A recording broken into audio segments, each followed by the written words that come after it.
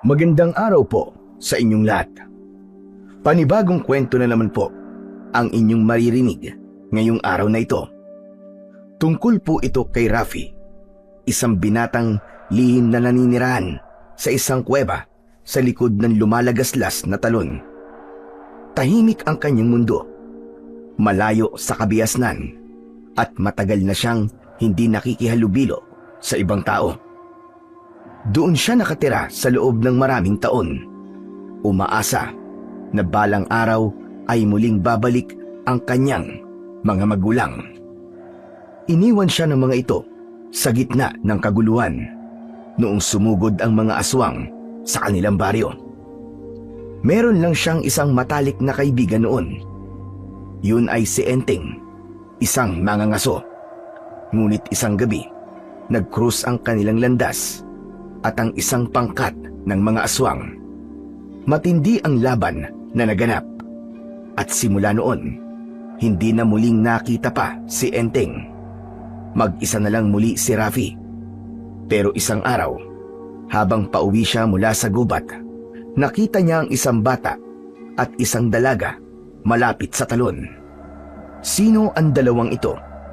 Bakit sila nandun malapit sa kanyang tirahan? Ano ang magiging ganap ng mga taong ito sa buhay ng binata? May dala kaya silang pag-asa o kapahamakan? Pero bago ang lahat, huwag po nating kalimutan mag-subscribe at i-hit ang notification bell sa aking YouTube channel na The Voice Addict at Apong Isaak para sa mas marami pang makapigil hiningang kwentong aswang at katatakutan mula sa mundo ng kababalaghan. Umpisahan na po natin ang kwento. Maliwanag ang buwan at ang ilaw nito ay bahagyang sumisilip sa pagitan ng mga daon at matataas na puno. Sa itaas ng isang punong balete, nakaupo sina Enteng at Rafi. Naroon sila, nagpapahinga at naghihintay ng masisilong hayop. Sila ay mga mangangaso, nanguhuli ng mga hayop na pangkain o di naman kaya ay pambenta sa palengke. Nakahiga si Enteng habang si Rafi naman ay nakasandal sa isang sanga. Pareho silang pagod ng mga sandaling yun. Kanina lang kasi ay may hinabol silang baboy ramo pero hindi naman nila naabutan.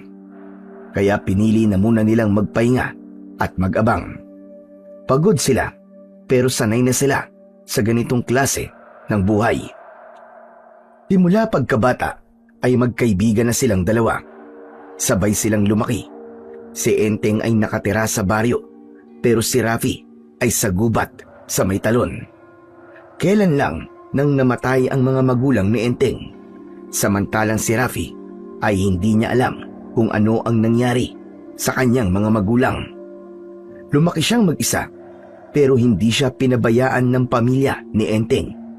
Nung bata pa ito ay madalas nilang dalhan ng makakain at masusuot na damit ang bata. Sa kanila rin siya natuto kung paano mangaso. Kahit mga bata pa noon ay isinasama sila ng mga nakakatanda na manghuli ng hayop sa loob ng kagubatan. Ilang beses na silang nagsabi na aampunin na si Rafi pero ayaw niya. Mas gusto niya na mag-isa. Tol, bakit hindi ka na lang sumama sa akin? Nag-iisa na lang naman ako sa buhay. May espasyo pa doon para sa'yo. Ayoko, tol. Komportable na ako dito sa bahay ko. Komportable? Sus, maniwala ako sa'yo. Sino ba namang magiging komportable sa ganun lugar? Ang sabihin mo, hanggang ngayon umaasa ka pa rin na babalikan ka ng mga magulang mo kung sa kanila iniwan. Hindi sumagot si Rafi. Tumingin siya sa madilim na bahagi ng gubat. Kita sa mga mata niya ang bigat ng kanyang pakiramdam. Pre, ang tagal na noon. Kung babalikan ka talaga nila, matagal na sana nilang ginawa. Hindi ka na bata. Kailangan mo nang tanggapin na wala na talaga. Alam mo naman na nangyari nun, di ba? Oo. At hindi ko yun makakalimutan. Yung nagkaroon ng labanan nun, Mga aswang laban sa baryo. Parehas tayong iniwan sa may talon. Pero ikaw lang yung nabalikan. Ang sabi ni nanay nun ay nakita niyang hinabol ng aswang ang mga magulang mo at hindi nila alam kung ano nangyari. Ayoko naman sabihin pero baka may masamang nangyari na sa kanila. Kaya di na sila nakabalik. At yun ang dapat mong tanggapin. Tol, ang dapat mong gawin ay magpatuloy ka lang sa buhay mo. Napakagat sa labi si Rafi. Parang may gusto siyang sabihin, pero hindi niya masabi. May luha na rin sa gilid ng mata niya, pero pinipigilan niya itong tumulo. Ilang saglit habang nag-uusap sila, ay may narinig silang mga kaluskos mula sa damo sa ibaba. Pareho silang napatingin sa ibaba. Mula sa damuhan ay lumabas ang isang baboy ramo. Mabagal ang galaw nito at kakaiba ang itsura. Duguan ang nguso nito at may kagat-kagat na piraso ng laman. Hindi nila matukoy kung karne ba yun ng hayop o hindi. Sandali, tol. Hindi yan baboy ramo. Tumango si Enteng. Parehas sila ng naging hinala. Naging mapagmasid sila at naging alerto. Biglang tumigil ang baboy ramo sa mismong puno kung saan sila nagpapahinga. At doon na ito nagsimulang magbago. Lumaki ang katawan nito at unti-unting tumayo gamit ang dalawang paa. Lumabas ang mahahaba nitong mga kuko. Lumiit ang ilong at ang ulo at naging muka ng tao. Maitim ang balat at may pulang-pulang mga mata. Aswang! Halos sabay na napalunok ang dalawa. Nagkatinginan silang muli at sabay na mabilis na kumilos. Inuha ni Enteng ang dalawa niyang itak at inilapag niya sa sanga. Ganon din ang ginawa ni Rafi. Mabilis silang tumalon mula sa itaas ng puno. Pagkababa nila mula sa puno, hindi na sila nag-aksaya pa ng oras. Agad nilang inatake ang aswang. Una si Enteng. Buong lakas niyang inihataw ang kanyang itak sa balikat ng nilalang. Tumama ito ng malalim.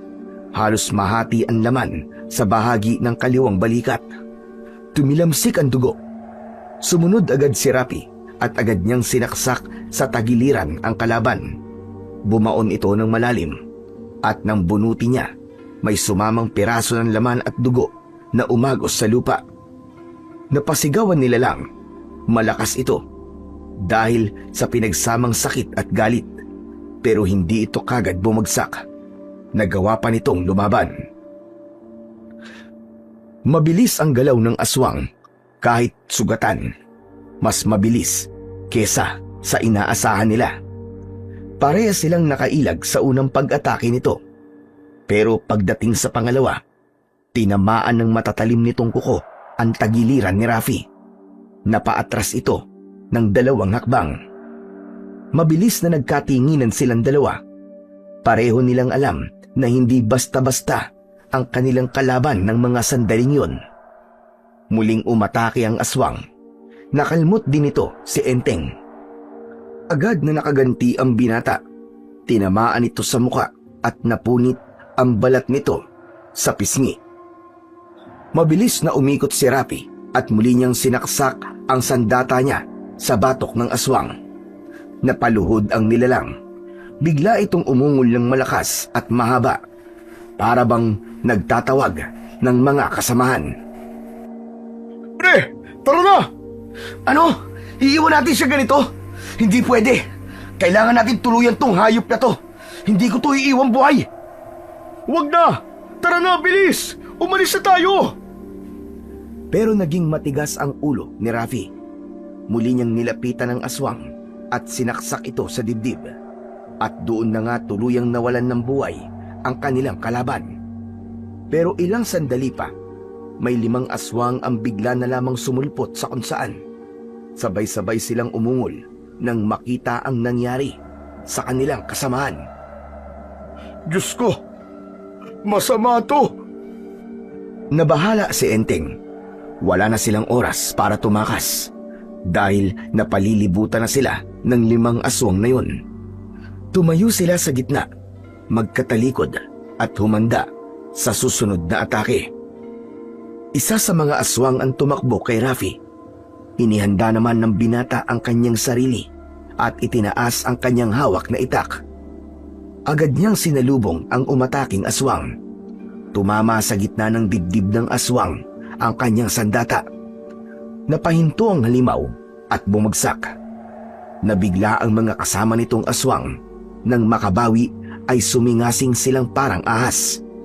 Galit na galit nilang tinitigan ang dalawang magkaibigan. Isa sa kanila ang sumugod kay Enteng. Nakailag siya pero natamaan pa rin ng matalim na kuko ng aswang. Nakalmot siya mula sa balikat pababa sa siko. Malalim man sugat at dumugo kaagad. Pre, kaya natin to. Hindi tayo papatalo sa mga demonyong to. Rafi, makinig ka. Itong mga kalaban natin, mukhang hindi sila mga ordinaryong aswang lang.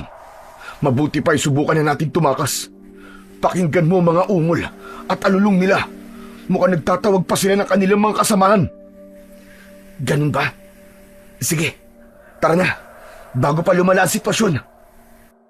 Nagdesisyon silang tumakas. Tumakbo sila ng mabilis. Dumaan sila sa makitid na daan. Narinig nila ang mga aswang na humahabol sa kanila mula sa kanilang likuran. Mga yabag at ang patuloy nilang mga ungol at pag-alulong ng iba ang kanilang naririnig. Hindi na biro, dumarami na sila. Napagtanto nilang ang lugar na pinili nila ng gabing yun para mangaso ay marahil malapit sa pugad ng mga aswang, kaya madali silang nakakatawag ng kanilang mga kasama. Habang tumatakbo sila, ay napansin nila na tila lumiliwanag at may naririnig silang lagaslas ng tubig. Pagdating nila sa dulo, may bangin at sa ibaba ay naroon ang ilog. Alam nilang malalim ang ilog na yon, pero kung tatalon sila, may tsansa silang makatakas. Pre, kailangan natin tumalon dito. Wala tayong pagpipilian. Sige, sabay tayo. Sige, pagbilang ko ng 3, talon na tayo. 1, 2, talon! Mabilis na tumalon si Rafi mula sa bangin. Bumagsak siya sa malamig at malalim na ilog. Pag-ahon niya ay mabilis siyang lumingon pabalik sa itaas ng bangin. Doon niya nakita si Enteng. Hindi ito tumalon. Nakatayo lang ito sa gilid at nakatingin sa kanya.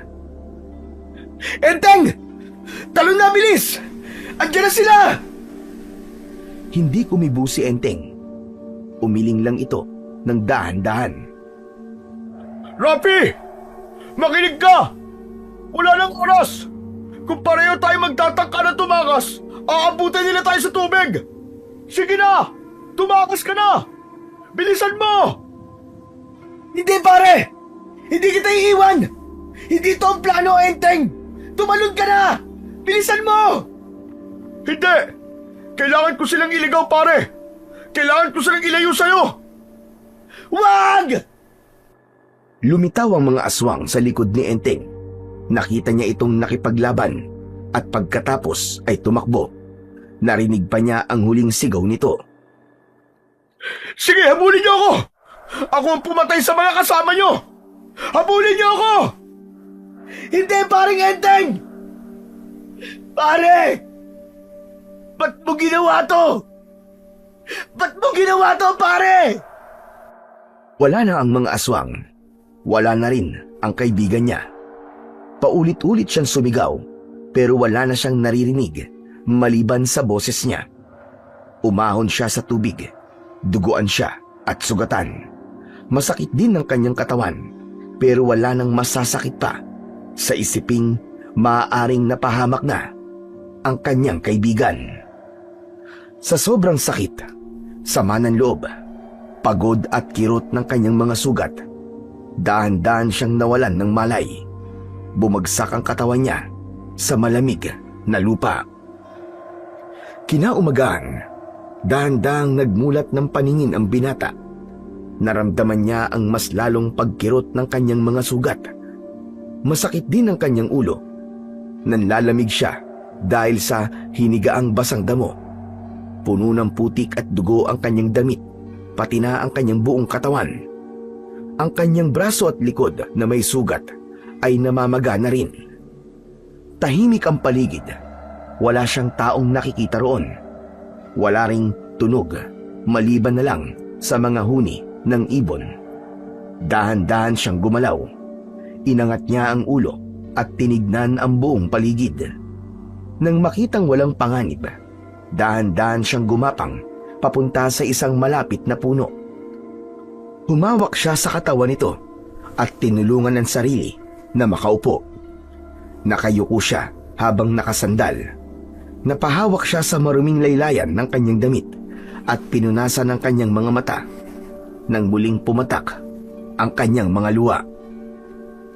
Bakit, paring Enteng? Bakit? Bakit mo ginawa yun? Lumakas ang kanyang pag-iyak. Wala siyang pakialam kung may makarinig man. Umiyak siya dahil alam niyang malaki ang posibilidad na hindi makakaligtas ang kanyang kaibigan. Naisip niyang kasalanan niya ang lahat. Kung alam ko lang na gagawin mo yun, pare. Kung alam ko lang. Sana sabay na lang tayong lumaban. Maya-maya pa ay sinubukan niyang tumayo. Nanginginig ang kanyang mga tuhod, kaya ipinasya niyang muling maupo. Ah! Ah! Paring Enteng, kung alam ko lang sana, sana ako na lang Sana ako na lang ang namatay. Ikiniyom niya ang kanyang mga palad at ilang beses na sinuntok ang kanyang dibdib. Kasalanan ko to! Iniyuko niya ang ulo hanggang sa halos dumikit na ito sa tuhod niya. Nanginginig ang balikat niya habang umiiyak. Samantala, sa may tabi ng isang ilog ay naglalakad ang magkapatid na sina Pam at JB. Si JB ay 10 taong gulang, samantalang si Pam naman o Pamela ay mahigit 20. Grabe! Ang ganda naman sa lugar na to, no? Ang lamig at ang presko ng hangin. Kaya nga ate, tingnan mo, ang linaw-linaw ng tubig. Oo nga, JB. Ngayon lang ako nakakita ng ganito. Saka tignan mo, ang daming isda. Kaya nga ate Pamela, sayang, hindi natin dala yung pana natin. Hala, oo nga, sayang naman. Okay lang ate, bukas bumalik tayo dito, isama natin si Lolo, mangisda tayo. Wow, ang dami at ang bibilis nilang lumangoy. Lumapit si JB sa gilid ng ilog at lumuhod. Inilubog niya ang kamay sa tubig at natawa nang maramdaman ang lamig nito. Grabe, ang lamig! Ang sarap siguro maligo dito, ate Pamela. Pwede ba akong lumusong at lumangoy? Naku, JB, mamaya na. Halika na muna dito. Tignan muna natin yung talon. Ay, oo nga pala. Sige po, ate. O, dahan-dahan ha. Baka mamaya madulas ka dyan. Maingat silang naglakad palapit sa talon. Habang papalapit, lalo nilang naririnig ang malakas at tuloy-tuloy na bagsak ng tubig. Ilang hakbang pa at tuluyan ng tumambad sa kanila ang kabuuan ng talon. Malalaking bato ang nakapaligid sa lugar. May mga batong madulas at bilog ang hugis. At meron din namang malapad na parang upuan. Tumutubo rin ang ilang damo at lumot sa paligid. Ang tubig ay bumabagsak mula sa mataas na bahagi ng bangin. Diretso pababa sa malalim na bahagi ng ilog. Malakas ang lagaslas nito. Sa ibaba, nabuo ang isang tila maliit na lawa kung saan umiikot ang tubig bago ito muling dumaloy sa ilog. Malinaw ang tubig kahit malalim. Kitang-kita nila ang ilang bato sa ilalim, pati ang mga isda na tila hindi naaapektuhan sa bagsak ng tubig. Napaawang ang bibig ng dalawa. Wow! Grabe! Para tayong nasa paraiso! Oo nga, Ate Pamela. Dito na lang kaya tayo tumira. Kung pwede lang sana, JB. Kung pwede lang. Kasi naman, ate, nagsasawa na rin ako ng palipat-lipat tayo ng bahay. Kung meron man lugar tayo na pagpipirmihan, yung ganitong lugar ang gusto ko. Hayaan mo na. Darating din naman ang araw na yon. Basta't maniwala lang tayo kay Lolo Noel. Tumango si JB. Naupo sila sa malaking bato kung saan tanaw ng mas malapit ang talon. Kinuha ni Pamela ang maliit na bag sa tabi niya at inilabas ang kanilang baon. Tinapay, ilang biskwit at 2 bote ng tubig. Maya-maya pa ay biglang napatingin si JB sa kabilang bahagi ng ilog, sa may itaas ng mabatong bahagi ng bangin. Ate! Oh, ano ba yun? May tao. Napalingon si Pamela sa direksyong tinuturo ni JB at mula doon ay nakita nila ang isang nakatayong lalaki. Marumi ito at duguan mula sa balikat hanggang sa tiyan. At ang mga damit ay halos gutay-gutay na. Nakatayo lang ito at nakatingin sa kanila ng masama. Nanlaki ang mga mata ni Pamela. Dahan-dahan siyang tumayo at napaatras. Hindi inaalis ang tingin sa lalaki. Bigla siyang kinabahan, lalo na nang makitang may hawak itong itak. Naku, JB! Halika na! Umalis na tayo rito, dali! Ate, sandali! Baka kailangan niya ng tulong eh. Anong tulong ang sinasabi mo? Paano kung masamang tao yan? Hindi tayo ligtas dito. Tara na, JB! Bilisan natin! Pero ate, JB, huwag ka na makulit. Halika na! Bilisan mo! Hindi na nagtanong pa si JB. Tumakbo na silang dalawa palayo sa talon. Pabalik sa landas na dinaanan nila kanina. Samantala, nang tuluyan ng mawala sa paningin ni Rafi ang 2 estranghero, napaluhod siya. Alam niyang natakot ang mga yon sa kanya. Siya man ay nabigla lang at pilit kinikilala ang mga ito at baka sakaling kalaban. Ngunit dahil natakot ang mga ito sa kanya, may palagay siyang karaniwang tao lamang ang mga yon na naligaw sa kanyang lugar. Nakaramdam na siya ng gutom at uhaw. Dahan-dahan siyang muling tumayo. Mas lalong tila sumakit ang katawan niya dahil sa kanina pa siya naglalakad pa uwi. At nang makita niya ang talon kung saan siya nakatira, nabuhayan siya ng loob. Alam niyang ligtas na siya sa lugar na yon. Sa may bandang kanan ng bumabagsak na tubig, may maliit na siwang sa pagitan ng malalaking bato. Doon siya dumaan. Hindi madaling makita ang daanang ito kung hindi kabisado ang lugar na yon. Pumasok siya sa makitid na siwang. Kailangan niyang yumuko dahil medyo may kababaan ang daan. Madulas ang lupa, kaya ingat na ingat siyang maglakad. Pagpasok niya sa loob, malamig na hangin agad ang sumalubong sa kanya. Madilim sa loob ng kuweba, pero may konting liwanag na pumapasok mula sa butas sa itaas at mula sa bumabagsak na tubig. Ilang hakbang pa ay narating na niya ang loob ng kuweba. Doon sa isang sulok ay may mga tuyong dahon at damo na inipon niya dati. Doon siya natutulog.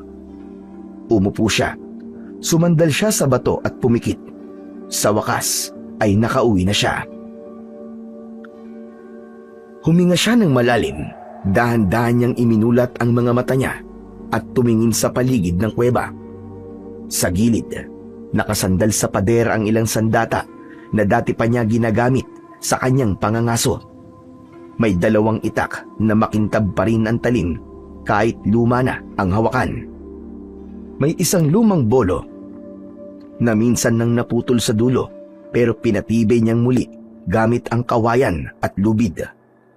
May ilang pinatulis na kawayan nakaayos sa isang sulok Ginagamit niya ito sa mga baboy ramo at minsan naman sa mga mas malalaking hayop. Sa tabi ng mga sandata ay may lumang bayong. Sa loob nito ay may pisi, kutsilyo, panggatong at ilang tuyong dahon na ginagamit niya sa panggagamot ng kanyang sarili kapag siya ay nasusugatan. Ang mga sandata na makikita sa kanyang kuweba ay mga bagay na ibinibigay sa kanya ng mga magulang ni Enteng. Regalo sa kanya sa tuwing may okasyon. Tinuring na rin kasi niyang bahagi ng pamilya ang mga nanay at tatay ni Enteng. Kaya iniingatan niya ang bawat bagay na yon. Humanda kayo. Humanda kayo. Pagbabayaran niyo lahat ng to. Pagbabayaran niyo! Tumayo si Rafi. Dahan-dahang umupo sa tabi ng bayong. Inisa-isa niya ang laman at pagkatapos ay kinuha ang ilang tuyong dahon at kumuha siya ng pantali. Maingat niyang nilagay sa mga kalmot ang tuyong mga halamang gamot saka tinalian. Hindi ito kasimbisa ng mga gamot sa ospital, pero sapat na yon para pigilan ang impeksyon. Napasingap siya. Masakit, pero tiniis niya. Nang matapos siya, lumapit siya sa isang bahagi ng pader kung saan naroon ang mga lumang guhit. Mga linyang inukit niya gamit ang kutsilyo. Dito siya dati nagbibilang ng mga araw at buwan ng kanyang pag-iisa. Isang guhit para sa bawat araw na lumilipas. Muli siyang gumawa ng isa pang guhit. Darating ang araw. Makakaganti din ako. Para sa iyo, Enteng. At para na rin sa mga magulang ko. Papatayin ko ang lahat ng mga aswang na yon. Pagbabayarin ko sila. Mahigpit ang pagkakakapit ng kanyang kamao sa kutsilyo bago niya ito ibinaba sa tabi. Kinabukasan, habang abala siya sa pag-aayos ng mga kanyang mga gagawing bitag, may narinig siyang mga boses mula sa may ilog. Malapit lang sa may labasan ng talon. Nagulat siya, mabilis siyang kumilos at naging alerto. Dinampot niya ang kanyang itak at sumilip doon. Pinakinggang maigi ang ingay. Tapos ay sinubukan niyang sumilip. Bagyang nakatungo ang katawan. Handa ang katawan niya sa biglang paglusob o pag-atras kung kinakailangan. Dalawang lalaki ang nakita niya. Isang matanda at isang batang lalaki. Ano na namang ginagawa nila dito? Nakita niyang may dala silang timba at pana. Lolo Noel, tingnan mo po. Di ba sabi ko po sa'yo, madami tayong mahuhuling masarap na pang-ulam dito. Tignan niyo po, tignan niyo, ang dami pong isda. Aba, oo nga ano, maraming ang isda. Pero teka, magaling ka bang manghuli? Panoorin niyo po ako. Abay sige nga, ipakita mo nga sa akin ang galing mo. Maingat na bumaba si JB sa ilog. Dahan-dahan ang kanyang paghakbang sa mabatong gilid. Ramdam niya ang lamig ng tubig na sumayad sa kanyang balat. Ngunit hindi niya yun pinansin. Ang mga mata niya ay nakatutok sa ilalim ng maliwanag na ilog.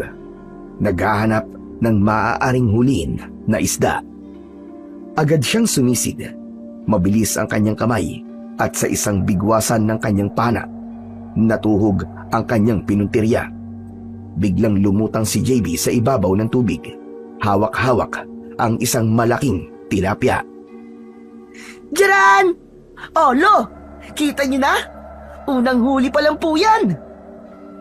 Aba ayos, ang galing mo nga. Sisisid po ulit ako, Lo, para mapuno po natin yung timbang dala natin. Abay, hindi naman natin kailangan punuin ito, Apo. Dahil baka hindi natin maubos, sayang lamang. Maaari naman tayong bumalik ulit dito eh. Tumango ang bata at muling sumisid si JB habang si Kanuel ay naupo sa isang malaking bato. Pinagmamasdan ng kanyang apo na masigasig na nanghuhuli. Salamat, Panginoon. At may panahon pa akong makasama't maturuan ng mga apo ko ng mga ganitong simpleng bagay sa buhay. Napapikit siya at huminga ng malalim. Ang sarap ng hangin dito. Totoo nga ang sabi ng apo ko. Ngunit muli ring napadilat nang may maramdaman siyang tila may mga matang nakatitig. Napatitig siya sa may talon. May kakaibang pakiramdam siya na hindi niya maipaliwanag. Tahimik naman ang paligid. Ang tubig ay patuloy sa pag-agos pababa. Teka, ano kaya itong nararamdaman ko? Imposible namang may tao sa likod ng talon. Lumingon ang matanda kay JB at nakita niyang masayang-masaya pa rin ang bata sa panghuhuli ng isda. JB apo! Ano? Ayos ka lang ba dyan? Lolo, tignan mo! Ang dami-dami ko nang nahuli! Lumapit siya sa kanyang apo at tinignan ang loob ng timba. Aba, grabe apo! Ang husay mo na ngang manghuli. Manang-mana ka talaga sa akin. Siyempre naman po, ikaw po nagturo sa akin eh. Nagkatitigan silang maglolo, parehong may ngiti sa labi. Samantala si Rapi sa loob ng kuweba ay patuloy pa rin sa pagbabantay. Hindi niya kilala ang mga ito at higit sa lahat, wala siyang tiwala sa kahit na sino mang estranghero, lalo na sa mga lalaki. Marami na siyang masasamang karanasan sa mga taong hindi niya kilala. Nakiramdam siya ng ilang minuto. Pinagmamasdan ng kilos ng dalawa. Wala naman siyang nakitang kakaiba sa mga ito. Wala rin naman siyang naaamoy na amoy aswang. Wala ring presensya ng panganib sa paligid. Dahan-dahan niyang ibinaba ang kanyang itak. Naramdaman niyang kumalam ang kanyang sikmura. Sana umalis na sila para makapagluto na ako. Samantala sa ilog, iniligpit na ng maglolo ang kanilang mga gamit at habang ginagawa yon, kinukulit ng bata ang kanyang lolo. Lolo, dito na lang po kaya tayo magpatayo ng bahay. Mas maganda po dito eh. Tignan niyo po oh, araw-araw po, libre po ang ulam natin kapag nagkataon. Nako, JB Iho, hindi pwede. Hindi basta-basta magpatayo ng bahay sa lupa na hindi atin. Baka mamaya niyan may nagmamay-ari sa lugar na ito. Po? May may-ari po nito? Eh di ba liblib naman po to tapos wala naman akong nakikitang bahay na malapit dito. Malayo din po to sa baryo, lo. Napakamot sa batok ang matanda. Pumasok sa isip niya ang ideya. Maganda nga naman ang lugar. Isang perpektong lugar para sa kanilang pamilya. Pero apo, hindi pwede. Sige na. Huwag ka nang makulit. Hindi pwede. Kita sa mukha ni JB ang panghihinayang. Ngunit si Canuel, bagamat gusto niya, ay hindi pwede dahil may misyon pa siyang dapat natapusin. Ilang araw ang lumipas, naging tahimik ang simula ng bawat araw ni Rafi. Walang kakaibang pangyayari, walang banta, walang bisita. At sa mga ganitong araw, ay nag-aayos o kaya naman ay naglalatag lang siya ng mga bitag kung saan alam niyang may mahuhuli siya. Hanggang sa isang araw ay may nahuli siyang isang matabang baboy ramo. Nahuli ito ng isa sa mga kanyang mga bitag. Ayos! Mabisa talaga tong pambitag na itinuro sa akin ni Enteng. Nasaan na kaya siya? Parang Enteng, kung buhay ka sana magparamdam ka naman. Ilang araw na kitang hinahanap. Maski katawan mo lang sana ang makita ko. Ayoko mang isipin, pero sa dami ng aswang na yon, nawawala na talaga ako ng pag-asa sa'yo, pare. Muling nakaramdam ng kalungkutan si Rafi, pero pilit niyang iwinaksi ito. Nilapitan niya ang baboy ramo at inihanda ang matibay na alambre upang igapos ito. Wala na siyang sinayang na oras. Pagdating sa may talon, agad niyang nilinis ang baboy. Inalis ang lamang loob at sinimulan ng ihanda para sa ihawan. Kinuha ang kawayan at itinusok ito sa baboy. Pagkatapos ay nilagyan niya na ito ng mga pampalasa. Nagparingas na din siya ng kahoy at doon inikot-ikot ang lechon. Ayos! Salamat po, Panginoon. Sa wakas matinu-tinu na naman akong makakain. Pagkalipas ng ilang oras, habang iniikot-ikot niya ang baboy ramo sa apo, unti-unti nang naaamoy ang nalulutong karne.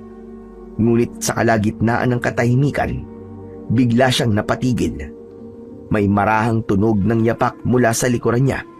Paglingon niya, nanlaki ang kanyang mga mata. Ikaw na naman? Po, Anong ginagawa mo dito? Ba't nandito ka na naman? Teka, sino kasama mo? ako lang po. Namamasyal lang po ako. Gustong-gusto ko po kasi dito sa talon eh. Hindi po ba ikaw po yung lalaki na nakita po namin ni ate dito noon? Wala ka ng mga dugo ah. Hindi ka naman pala mukhang masamang tao eh. Ano? Teka, hindi ka ba natatakot sa akin? Hindi po. Bakit naman po ako matatakot sa inyo? Eh hindi ka naman po mukhang halimaw. Halimaw? Bakit, bata? May alam ka ba tungkol sa mga halimaw? Meron po. Sabi po ng lolo ko noon, kaya kami palipat-lipat po ng tirahan ay dahil hinahanap namin ng mga aswang na pumatay po sa mga magulang namin ni Ate Pamela. Ano sabi mo? Alam niyo po, may mga aswang po na sumasalakay sa iba't ibang baryo para po pumatay at mangidnap po ng mga lalaki at mga dalaga. Naniniwala po ba kayo sa mga aswang, Manong? Ako po naniniwala po ako. Kahit di ko pa po sila nakikita. Kasi sabi ni Lolo, totoo daw po sila. Noon, nung bagong panganak daw po ako, sumalakay daw po ang mga aswang sa dati naming baryo. At isa sa mga namatay po, ang mama at papa ko. Napatingin si Rafi sa bata. Tahimik siya, pero biglang naawa sa bata. Naisip niyang maswerte pa rin siya dahil nakasama pa niya ang mga magulang niya bago sila mawala. At hindi niya akalain na ang batang makulit at masiyahin ay may dinadalang mabigat na problema. Bumuntong hininga si Rafi. Parang nakikita niya ang sarili niya sa bata. Pareho sila ng sugat. Ako rin, bata. Ganyan ang dahilan ko. Totoo po? Kayo rin po? Tumango si Rafi, ngunit mabagal. May kinuha naman sa akin ang mga aswang. Hindi lang isa. Madami silang kinuha sa akin. Ang mga magulang ko. At ang kaisa-isa kong kaibigan. Hinahanap mo rin po ba mga aswang na yon? Bakit di ka sumama sa mga kagrupo ni Lolo? Parehas kayo ng gusto, kuya. Mahanap ang pugad ng mga aswang na yon. Ibig mong sabihin may mga kasamaan ng lolo mo? Opo, meron po. Mga samahan sila ng mga albularyo at antingero. Layunin po nilang patigilin na ang mga aswang na yon sa pamimerwisyo. Sumasama ka ba sa kanila? Hindi po. Naiiwan lang po kami ni Ate Pamela madalas. Tama naman yun. Hindi ka pa pwede sa mga ganitong labanan. Masyado ka pang bata. Hindi mo pa kakayanin na makipaglaban. Kaya ko na. Ayaw lang maniwala ni Lolo eh. Pero kaya kong pumatay talaga ng mga aswang. Hindi ka ba natatakot sa kanila? Aba, nangangagat ang mga aswang. Natatakot din, pero hindi naman po pwedeng matakot na lang palagi, di ba? Matapang ka, bata. Yun naman po ang kailangan ang maging matapang. Kaya ka nandito. Alam mo, di mo dapat ginagawa to Mali na mag-isa kang pumupunta dito. Delikado. Ayos lang po yun. Saka, okay naman kasi kasama po kita. Mas lalo na po akong di matatakot. Mali. Alam mo bang, maski may kasama ka, maaari ka pa rin nilang kunin at saktan? Kasi sabi ko nga, hindi lang isang aswang ang nandito. Marami. Mas marami pa sa inaakala mo. Ayos lang po yun. Marunong naman po ako ng self-defense eh. Tinuruan po kami ni Lolo. Natahimik si Rafi. Tinitigan niya ang bata. Sa murang edad nito, ay nakita niya ang kanyang sarili dito. Buo ang loob, pursigido, pero inosente sa totoong panganib na kinakaharap. Humanga siya sa tapang ng bata. Ngunit nang maisip ang nangyari sa kanila ni Enteng, nagdesisyon siyang sawayin ang bata at itaboy para di na madamay. Alam mo, batang makulit, mabuti pa umuwi ka na sa inyo eh. Baka hinahanap ka na.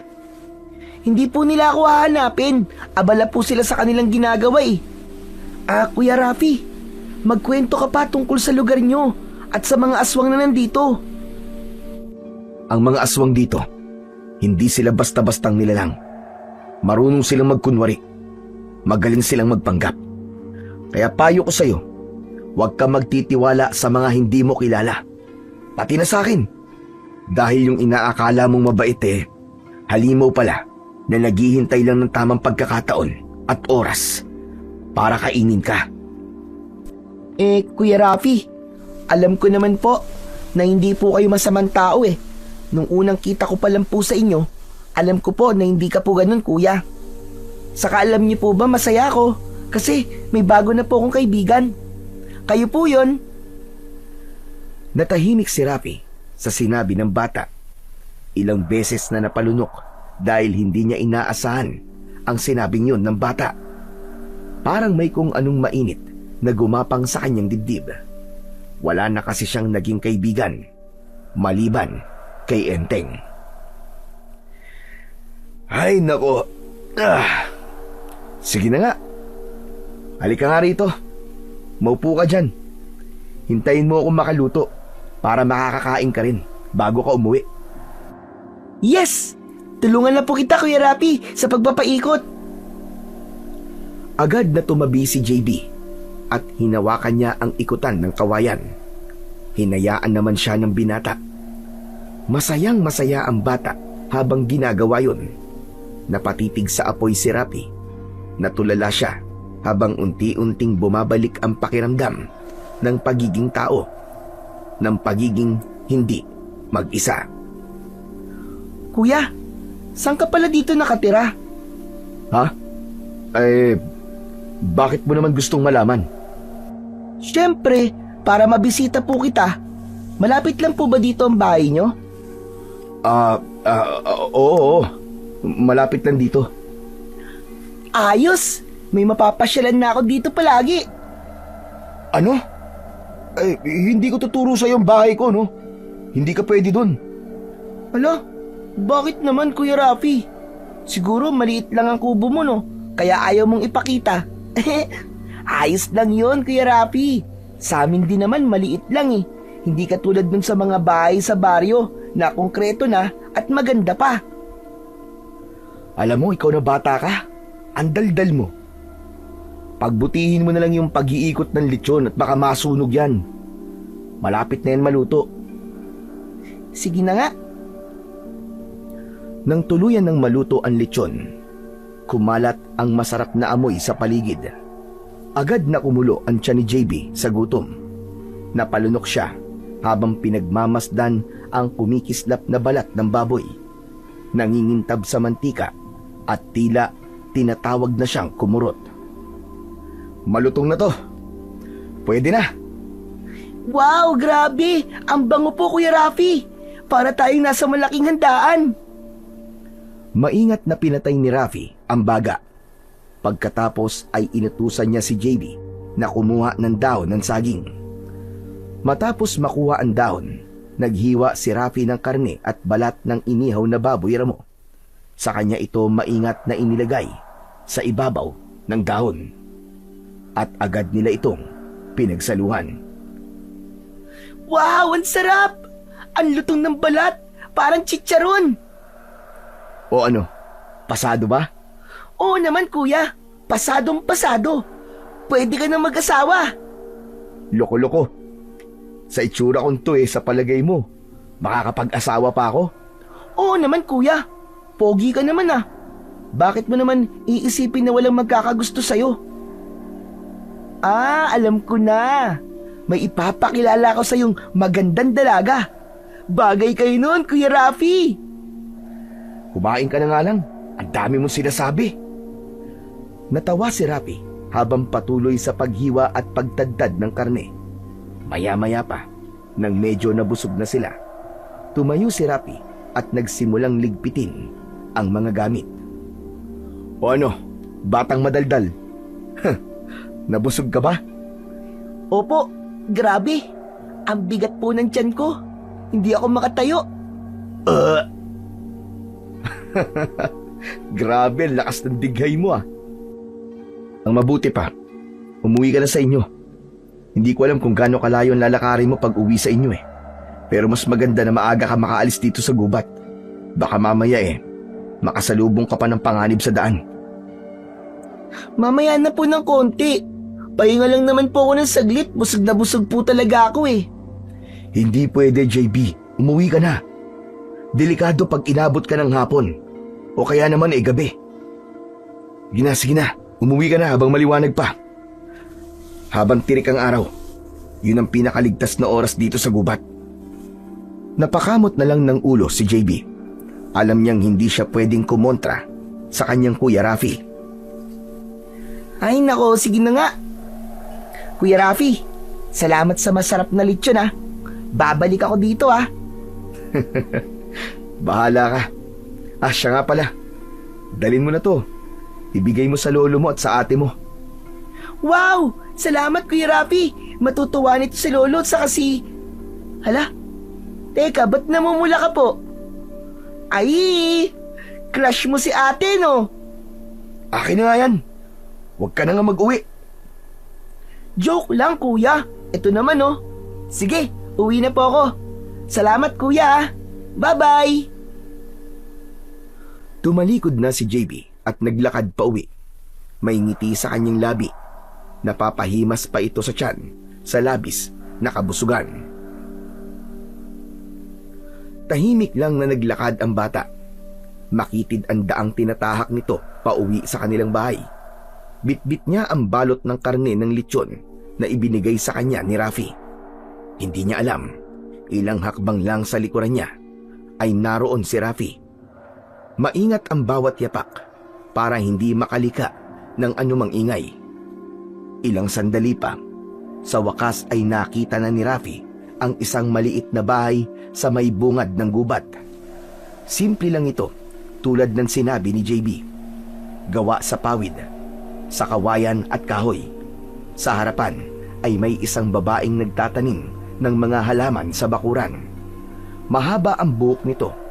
Nakatali. Nakasuot ito ng palda at simpleng blusa. Maayos at mahinhin ang kanyang kilos.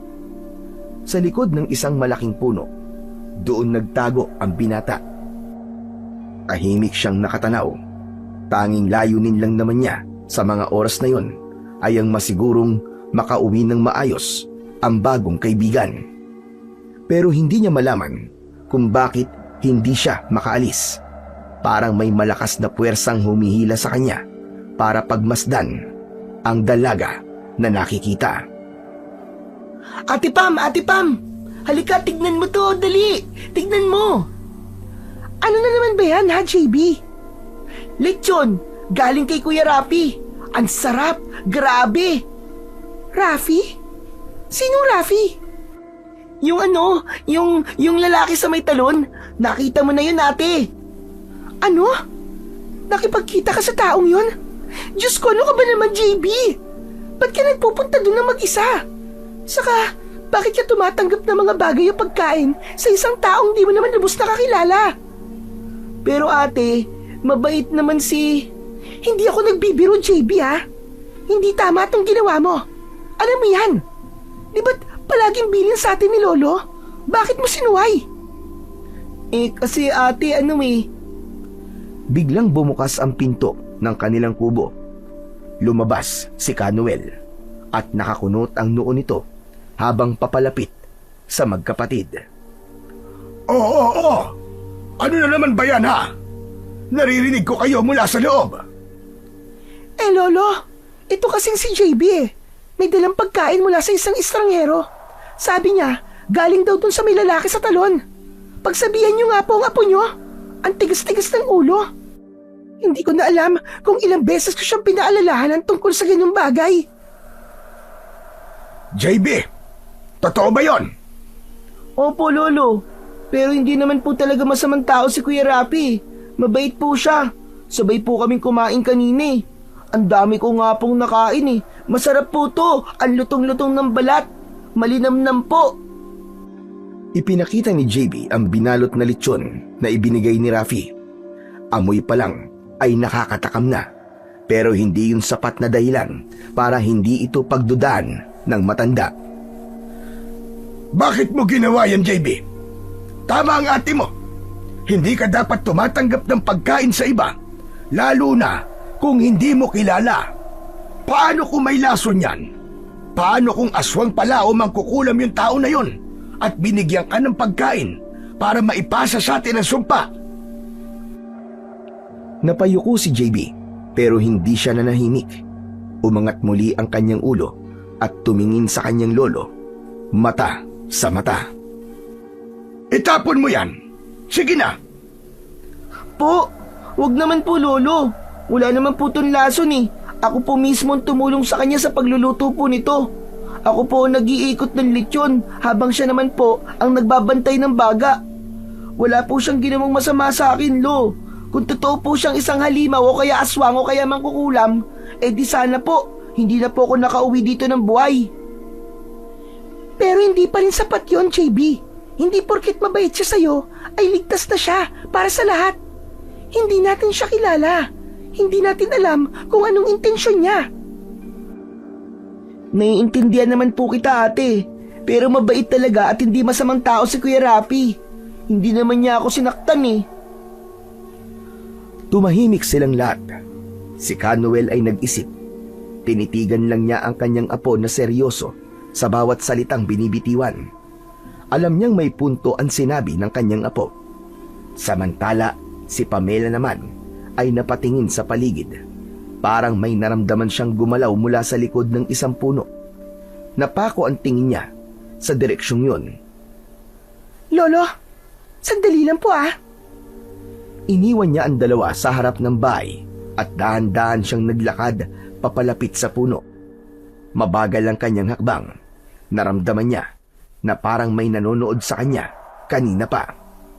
Pero pagdating sa likod ng puno, wala siyang nakita.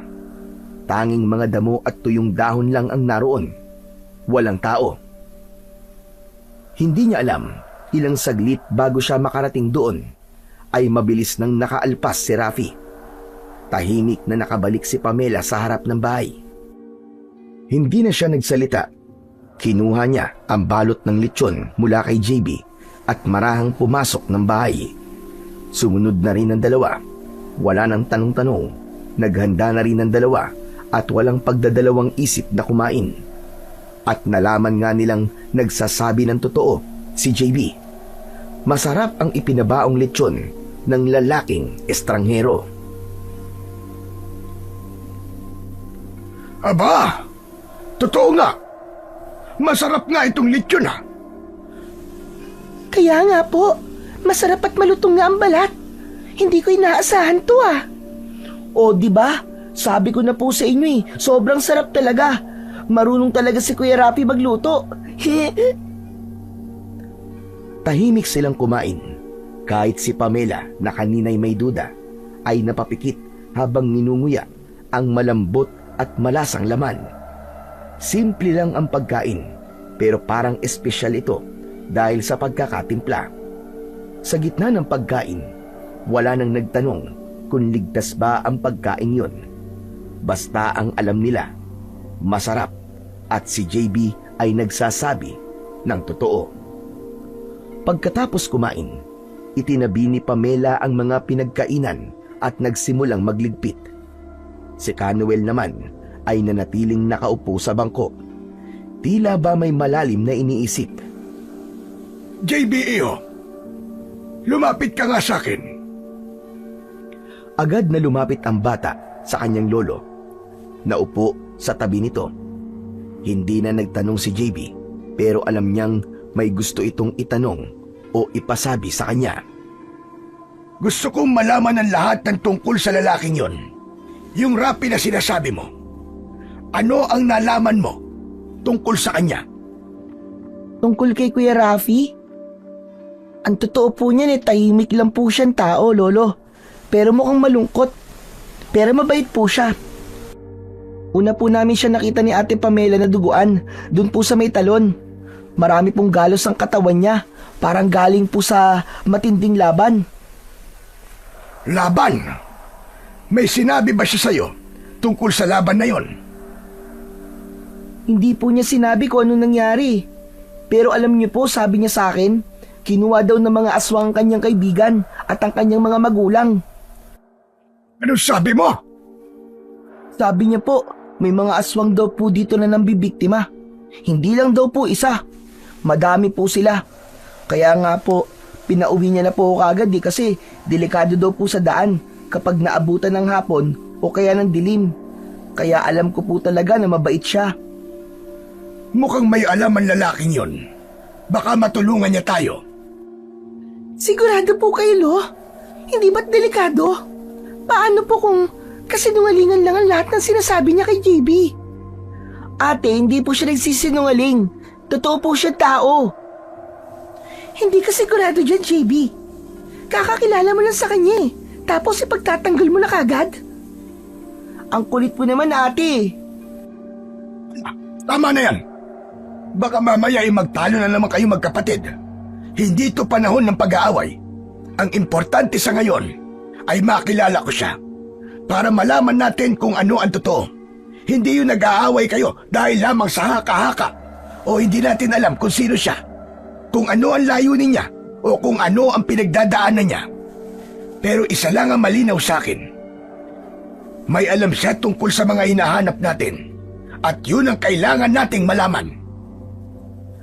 Pasensya na po, Lo. Hindi ko lang po kasi mapigilan na mag-alala. Pasensya na rin po. Hindi ko lang po kasi matanggap na iniisip nyo kagad na masama si Kuya Rafi. Naiintindihan ko kayong dalawa. Nag-aalala si Pamela dahil pinoprotektahan ka niya, JB. At ikaw naman, JB, nakakita ng kabutihan sa isang tao. Pareho kayong tama, pero pareho ring may kailangan matutunan. Napayuko ang dalawa, hindi makatingin sa kanilang lolo. Bukas, samahan mo ko sa lalaking yun, JB. Gusto ko siyang makilala. Opo, Lolo. Sasama po ako, Lo. Hindi mo na kailangan sumama, Pamela. Delikado. Sasama po ako, Lo. Kahit na anong sabihin nyo, hindi ko po hahayaan na kayong dalawa lang ang umarap sa kanya. Gusto ko pong malaman kung sino talaga siya. At kung sakaling may mangyari, mas mabuting nandun po ako. Pamela! Lo, hindi na po ako bata. Marunong na po ako mag-ingat. Marunong din po ako lumaban kung kailangan. Oo nga po, Lo.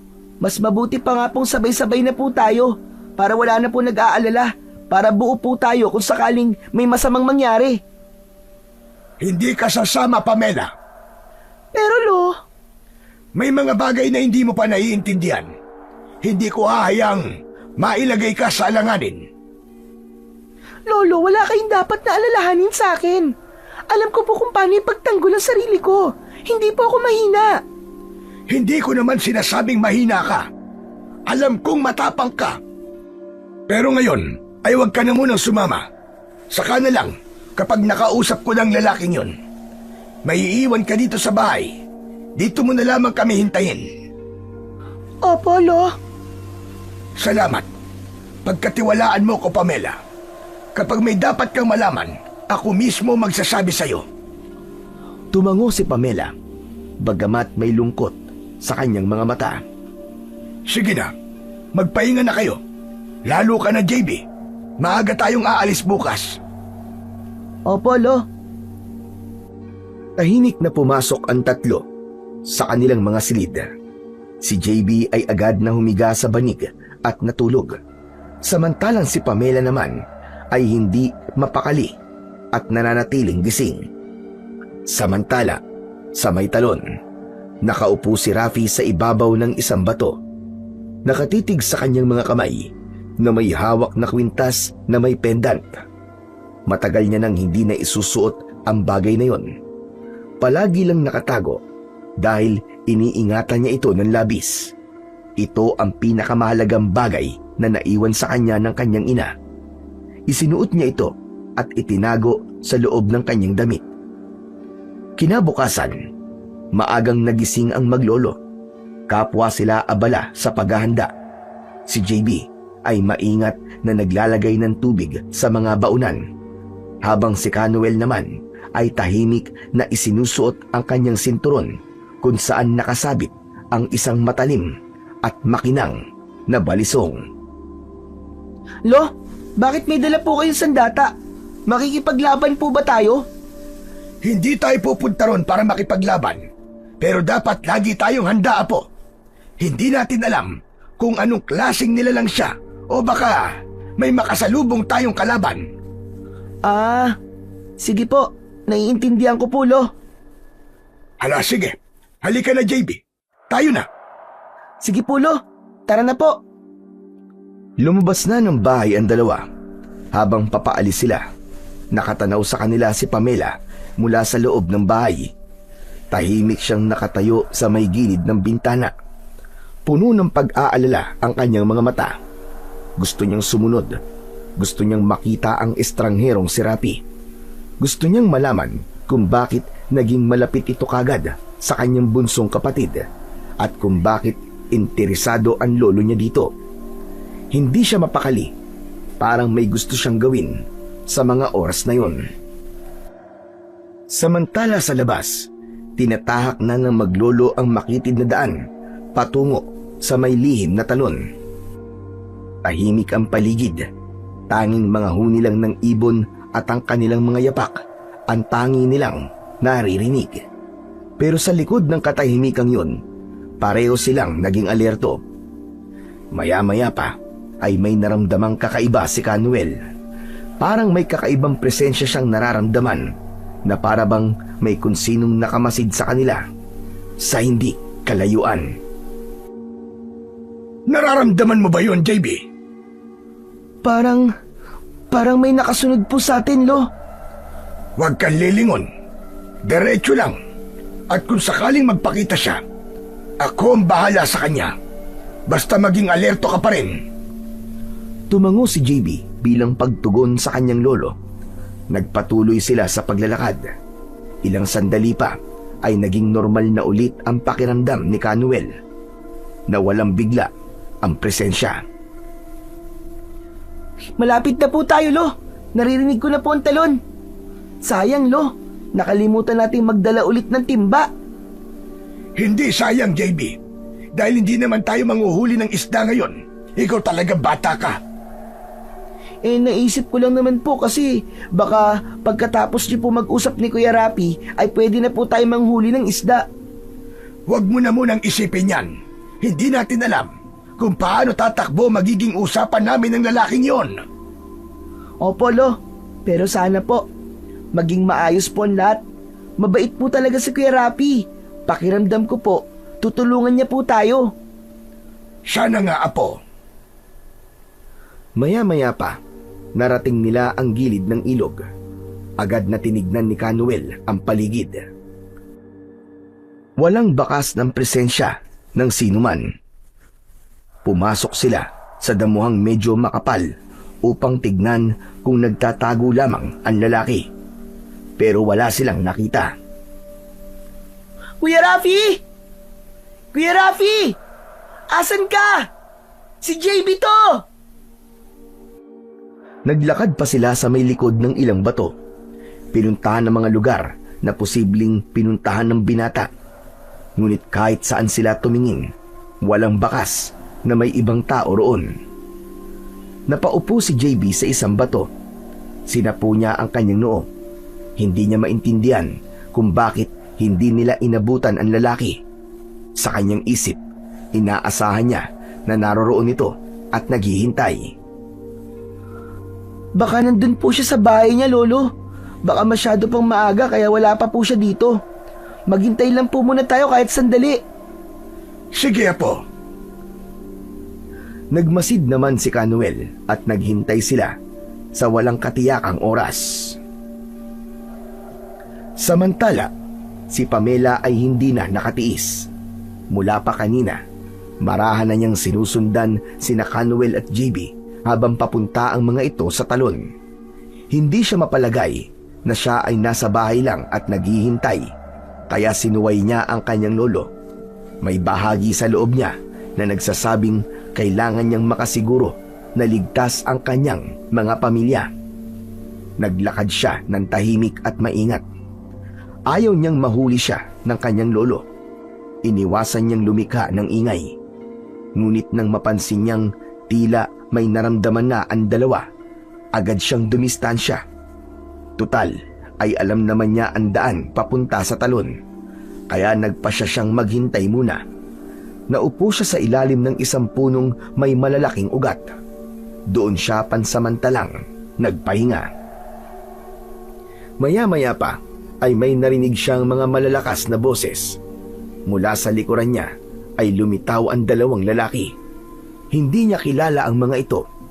Mahaba ang buhok at balbas ng mga ito. Gusgusin ang kanilang itsura at mabagsik ang kanilang mga mata. Nang makita siya, ay para silang gutom na hayop na nakakita ng bibiktimahin. Kapwa nila tinignan si Pamela mula ulo hanggang paa. Magandang umaga sa iyo, Binibini. Anong ginagawa mo dito? Nag-iisa ka lang ba? May kasama ako. Sino ba kayo? Ako si Crisanto at siya naman si Doming. Nasaan ang kasama mo? Wala namang kaming nakikita. Naliligaw ka ba? Mukhang hindi ka taga rito, ah. Hindi po ako naliligaw. Alam ko ang daan. Hindi ako naniniwala. Alam namin mag-isa ka lang dito. Hindi ka rin taga rito. Napaatras si Pamela nang makita niyang palapit si Crisanto sa kanya. Hindi dahil sa takot, kundi upang mapanatili niya ang distansya sa pagitan nila. Ano naman ngayon sa inyo kung wala akong kasama? Pwede bang umalis na kayo at papayaan niyo na ako dito? Aba, matapang ka. Alam mo, yan ang gusto ko sa babae. Yung palaban. Sumama ka sa amin, Binibini. Magugustuhan ka ng aming pinuno. Nagpalitan ng tingin ang dalawa. May masama silang balak sa dalaga. Sinubukan ni Doming na hawakan si Pamela sa braso, pero agad siyang nakailag at itinulak ito ng malakas. Diretsong natumba si Doming at nadapa sa lupa. Nagulat ito. Lalong tumalim ang tingin sa dalaga. Mabilis na sumugod naman si Crisanto. Nakailag si Pamela sa unang pag-atake, ngunit sa pangalawa ay hindi na. Tinamaan siya ng malakas na suntok sa sikmura. Napaluhod siya nang dahil sa labis na sakit. Akala mo malakas ka? Wala ka nagkawala sa amin ngayon. Dadaling ka namin sa ayaw at sa gusto mo. Wag! Maawa na kayo! Wag! Akmang lalapit muli si Crisanto kay Pamela nang biglang may humarang sa harapan niya. Yun ay walang iba kundi ang lalaking estranghero na si Rafi.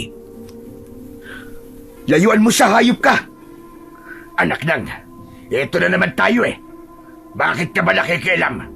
Kami ang unang nakakita sa kanya. Kasama ko siya! Siya yung sinabi ko kanina pa! Ano? Kasama mo to? Eh ano ngayon? Gagawin ko pa rin ang gusto ko. Dadaling kita sa lugar namin dahil bagay ka doon. Yan ganyan. Ikaw na ikaw yung hinahanap ng grupo namin. Kung madadala kita, magiging good sa tako sa pinuno namin. At hindi ko papayagang mangyari yung demonyo ka. Dadaan ka muna sa ibabaw ng bangkay ko. bago mo siya makuha. Napangiti si Crisanto, nakangisi ng malalim. Gusto mo talaga ng patayan, ah? Doming, ano? Gusto mo bang makisali sa laro? Tumango ang kasama ng lalaki.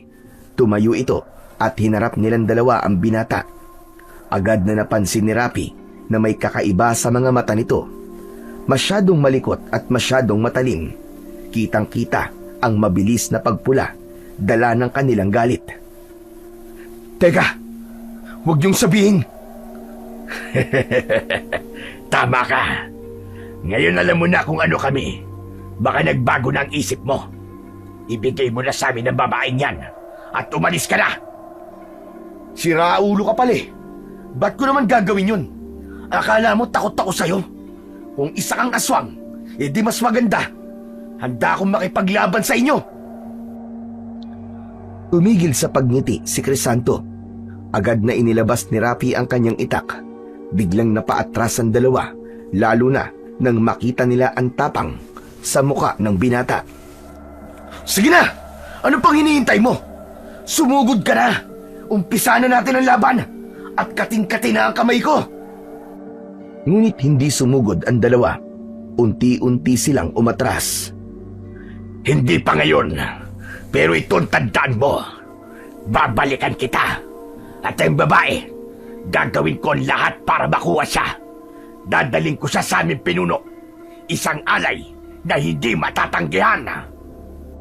At sa isang iglap, sabay na tumakbo palayo ang dalawa. Hindi na sinundan ni Rafi. Sa halip, agad siyang lumapit kay Pamela na ngayoy nakasandal sa puno. Hawak pa rin ang sinuntok na tiyan. Ayos ka lang ba? Tumango si Pamela kahit nahihirapan. Hindi niya akalaing isasalba siya ng lalaki. Bakit ka ba kasi nandito? Nasaan ang mga kasama mo? Nandun sila sa may talon. Hinahanap ka. Ano? Ako hinahanap? Ano bang kailangan nyo? Ginugulo nyo yung tahimik kong buhay eh. May mahalagang katanungan lang ang lolo ko tungkol sa isang grupo ng aswang na matatagpuan dito sa lugar nyo. Ang mabuti pa umuwi ka na at huwag ka nang babalik dito. At pagsabihan mo din ng mga kasama mo na wag nang babalik sa may talon dahil delikado. Lalo na yung bata. Tumango si Pamela. Tinignan niya sandali ang muka ng binata. Matapang ang anyo nito, ngunit sa likod ng tapang ay naroon ang lungkot na hindi nito maikubli. Dahan-dahan siyang lumayo. Muling tumingin pabalik si Pamela sa direksyon ni Rafi, pero nakatalikod na ito. Umuwi na si Pamela. Tahimik siyang naglakad pabalik habang ang mga sinabi ni Rafi ay paulit-ulit na bumabalik sa kanyang isipan. Tama ang lalaki. Hindi ligtas ang lugar. Kailangan niyang bantayan ang kanyang kapatid. Ang nangyari kanina ay isang babala. Hindi niya lubos maisip kung paano si JB kung ito ang nakasalubong ng mga lalaking yon. Bata pa ang kanyang kapatid. Madaling mapaniwala at madaling malansi. Ngunit sa kabila ng nangyari, napagtanto ng dalaga na naroon nga sa lugar ang hinahanap nilang pugad ng mga aswang. Marahil ang mga lalaking yun ay bahagi ng mas malaking grupo. At kung totoo man, wala nang oras para magbagal-bagal. Kailangan nilang kumilos kaagad. Kailangan malaman to ni Lolo. Sana umuwi na sila. Sana umuwi sila na maaga. Walang magawa ang dalaga kundi ang maghintay. Inihanda niya ang sarili para sa matagal na usapan. May mga bagay na kailangang malaman ang kanyang lolo, lalo na ang tungkol sa mga lalaking sumalakay sa kanya. Pagkarating niya ng bahay, dumiretso na siya sa loob at uminom ng tubig. Tumambay siya sa harap ng bintana at doon niya balak hintayin ang dalawa. Bandang hapon, dumating na sina Canuel at JB. Halata sa mukha ng dalawa ang lungkot at agad na naunawaan ito ni Pamela. Malinaw na hindi nakipag-usap sa dalawa ang lalaki. Lumabas siya ng bahay at sinalubong ang dalawa. Mano po, Lo? Kumusta po naging lakad nyo? Walang nangyari sa lakad namin, Iya. Hindi nagpakita si Rafi. Inikot namin ang lugar, pero wala siya. Wala din kaming nakitang kubo niya o anuman. Ganun po ba? Lo, halina po muna kayo sa loob. Mukhang napagod po kayo. May nakahanda na pong merienda para sa inyo. Kanina ko pa po kayong hinihintay eh. Bakit? May nangyari ba? Wala naman po, Lo. Hindi pa masabi ng dalaga ang nangyari. Pero kinagabihan, doon na siya nagsalita pagkatapos nilang maghapunan. Lo, pwede po ba tayo mag-usap? Tungkol naman saan na po? Gusto ko lang pong sabihin na totoo po ang sinabi ni JB. Mabait na tao po talaga si Rafi. Hindi siya masamang tao. At paano mo naman nasabi? Napakunot ang noo ni Canuel, samantalang si Pamela ay napayuko. Ang totoo po niyan, Lo, sinundan ko po kayo kanina. Pero huminto po ako sa pagsunod sa inyo. Nang mapansin niyo po ko. Ano ka mo? Sinuway mo ko, Pamela? Opo, Lo. Pasensya na po. Hindi ko po intensyong suwayin kayo. Pero ginawa mo pa rin. Sige, sabihin mo sa akin kung anong nangyari. Magsalita ka! Nung sinundan ko po kayo, may dalawang lalaking lumapit sa akin. Pinipilit po nila akong isama at gagawin daw po nila akong alay sa kanilang pinuno. Ano ka mo? Lumaban po ko, Lo. Pero nasuntok po niya ako sa sikmura. Akala ko po talaga katapusan ko na. Pero Lo, may tumulong po sa akin. Sino, ate? Yung lalaking sinasabi mo, namukhaan ko siya eh. Sigurado ako na siya si Rafi. Ate naman eh, ba't di mo agad sinabi? Dapat sinabi mo nung dumating kami kanina. Hindi ako makabuelo eh. Natakot ako. Ayoko mag-alala kayo. Pero hindi ko na po kayang itago. Hindi ko rin po alam kung anong susunod na plano ng mga lalaking yun. Pero sinabi ni Rafi na kailangan ko mag-ingat. Tila alam niya kung sino mga yun, Lo. Nagbanta sila. Nababalikan nila ako. Pambihira na yan. Hindi ligtas ang gabing ito para sa atin. Bakit po, Lo? Agad na nilapitan ni Canuel si Pamela at ipinataas nito ang suot na blusa. Sinuri nito ang sikmura ng dalaga at nakita dito ang isang kakaibang marka. Ito na nga ba ang sinasabi ko? Kaya ayaw kitang isama dahil alam kong magiging mainit ang mata nila sa'yo. Kaya ayaw ko din na lumalayo kayong magkapatid at lumalakad nang hindi ko alam. Gusto ko kayong protektahan, pero matigas ang ulo nyo. Mabuti pa'y humanda kayo. Tiyak na pupuntahan tayo ngayong gabi ng mga aswang na yon. Hindi sila titigil hanggat hindi kanila nakukuha. Hala, ate. Paano na? Pero paano nila ako mapupuntahan dito, Lo? Wala namang nakasunod sa akin kanina. Kapag ang isang biktima ay natipuhan nila, minsan nilalagyan nila ng marka. Maaaring sa pamamagitan ng laway o amoy na hindi natin nararamdaman. Pero sapat na para mahanap ka nila kahit saan sulok ka magtago.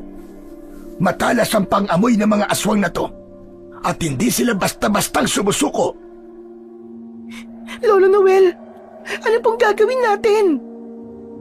Kailangan matanggal ang palatandaan na yan. JB, kumuha ka ng insenso at asin. Kailangan natin maitago ang amoy sa mga aswang. Sige po, Lo. Tapos, ihanda nyo na rin ang sandata nyo. Kailangan nating maging mapagmatsyag at alerto ngayong gabi. Mabilis na kumuha si JB ng insenso at agad nilang sinindihan ito. Samantalang si Pamela naman ay dumiretso sa silid ng kanilang lolo at kinuha ang taguan ng kanilang mga sandata. Mga sandatang nabasbasan ng maraming dasal mula sa magagaling na albularyo, sadyang ginawa upang panlaban sa mga kampon ng kadiliman na katulad ng aswang. Ngunit hindi pa man nagtatagal ay may narinig na silang mga kaluskos at malakas na ungol at ang tunog na parang may kumukutkot sa lupa. Umaalingasaw na rin ang mabahong amoy ng mga aswang, amoy bulok na karne at matapang na asupre. Lo, ang baho po. Pamela, nandito na sila. JB, bilisan mo. Sabuyan mo ng asin ang paligid ng mga bintana natin at pintuan. Dapat lahat na maaari nilang pasukan. Sabuyan mo ng asin. Madali ka! Opo, Lolo. Akin na yung insenso at ilagay mo sa may pinto. Yan lang ang panandaliang pananggalang natin ngayon. Tumayo sa tapat ng pinto ang matandang lalaki at nagsimulang bumulong ng dasal. Patuloy ang mga kaluskos mula sa labas. Ate, natatakot po ako. Kasalanan ko to eh.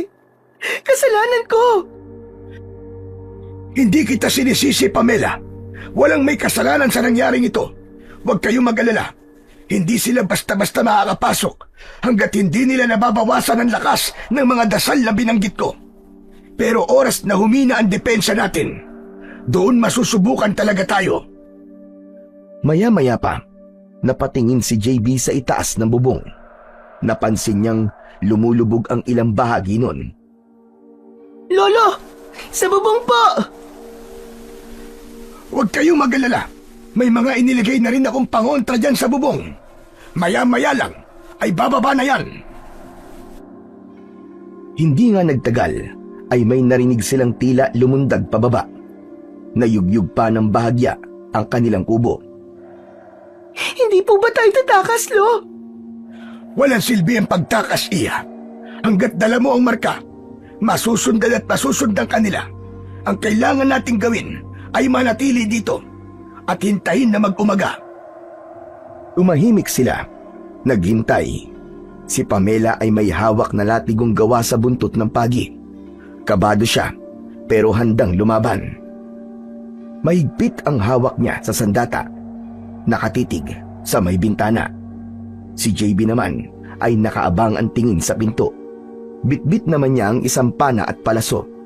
Takot man ay nakahanda din siyang lumaban para ipagtanggol ang sarili at ang kanyang pamilya. Samantala, sa labas ng bahay, unti-unting dumarami ang mga aswang. 5 ng una, ngunit kalaunan ay naging 10. Pinaliligiran na nila ang buong bahay. Ang ilan ay kinukuskos ang dingding at ang iba ay sinusubukang hukay ng lupa. May iba pang umiikot sa bubong at tila hinahanap kung saan ang mahinang bahagi ng bahay. Ang lahat ng ito ay nakikita ni Rafi. Nakaupo siya sa isang mataas na sanga. Tahimik na nagmamasid. Kanina pa siya roon. Hindi niya alam kung bakit siya naroon, pero alam niyang kailangan niyang bantayan ang dalaga. Anak ng teteng, oo. Peste talaga tong mga aswang na to. Kung inaakala niyong hahayaan ko kayong makuha ang gusto niyo, nagkakamali kayo. Alam ni Rafi na matutuntun ng mga aswang na yon ang dalaga at alam din niyang hindi titigil ang mga ito hanggat hindi nila nakukuha ang gusto nila. Naging kampante ang binata nang mapansing tila nahihirapan ang mga ito na makapasok sa kubo, ngunit biglang may dumating na lalaki at nakilala niya si Crisanto. Yuhu! Lumabas ka na dyan, magandang binibini. Sinusundo na kita. Lumayas kayo dito. Hindi ako sasama sa inyo. Umalis kayo. Kung sabihin ko sa iyong ayoko, halika na. Lumabas ka na dyan. Hindi ka makapagtatago sa amin. Amoy na amoy ka namin eh. Huwag mo na akong pahirapan. Hindi ko papayagang mangyari yon. Mga demonyo kayo. May kasama ka pala. Alam mo bang maswerte ka lang kanina dahil araw? Pero ngayong gabi, kahit sino pa yung mga kasama mo, hindi nila ako kayang pigilan. Makukuha kita. Pagkasabi nun ay kitang-kita ni Rafi ang pagbabagong anyo ni Crisanto. Ang katawan nito'y lumaki, ang balat ay kumulubot at kumapal, ang mga braso ay humaba, at ang muka ay tuluyang nag-iba. naging parang isang mabangis na unggoy. Malaki ang bibig, puno ng matutulis na ngipin. Namumula ang mga mata. Kilala ito sa lakas at bilis. At agad nitong nabuksan ang pinto ng bahay nang walang kahirap-hirap. Doon ay napatunayan na nito ang kanyang angking kakayahan. Mas malakas ito kesa sa kanyang mga kasamang naroroon. Isang kasama niya ang agad na pumasok. Agad na pinakawalan ni JB ang kanyang palaso at tumama naman yun sa dibdib ng nilalang. Napaatras ang aswang, umungol ito ng malakas. Ayos! Sapol! Hindi pa panahon para magsaya at maglaro, JB! Nabuksan na nila ang pinto! Anong gagawin natin, Lo? Lalaban tayo! Isang aswang pa ang pumasok, pero bago pa nito maipasok ang paa sa loob, isang itak ang tumama sa paa nito. Bumagsakan nila lang sa lupa. Wala kayong karapatan dito! Mga demonyo kayo! Lumabas si Canuel at hinarap niya ang mga aswang. Sinaksak ni Canuel ang aswang na sumugod sa kanya gamit ang kanyang matalas na itak. Si JB naman ay panay ang paulan ng kanyang mga palaso. Mabilis na bumaba ng puno si Rapi at tinulungan ng dalawa habang nakikipaglaban. Dala niya ang kanyang itak. JB! Sa kanan mo! Agad na pinakawalan ng bata ang kanyang palaso at tinamaan sa leeg ang aswang. Ngunit sa gitna ng kaguluhan, walang nakapansin na si Crisanto ay unti-unting nakapasok sa loob ng bahay. Gamit ang bilis nito ay agad niyang sinunggaban ang hindi nakapalag na dalaga. Isang mabilis na suntok sa sikmura niya ang nagpahina sa kanya. Ngunit bago pa sila makalayo, isang malakas na sigaw ang pinakawalan niya. Lolo! Tulungan niyo ako! Lolo! Si ate! Pamela! Kasabay nito ay nagsipulasan na din ang iba pang mga aswang at kanya-kanya na ng takbo papunta sa loob ng gubat. Tumakbo si Rapi para sundan ng aswang pero mabilis itong naglaho sa dilim. Bumalik na lang siya sa maglolo. Kuya Rapi! Nasaan ang ate ko? Umiling si Rafi. Hindi nasagot ang tanong ng bata. Agad na umiyak si JB nang mapagtanto ang ibig sabihin ng pananahimik ng lalaki. Hindi! Lo, si ate, anong gagawin natin? Sundan natin si ate, Lo. Nakikiusap ako. Baka kung anong gawin sa kanya ng mga aswang na yon. Huwag na kayong humabol.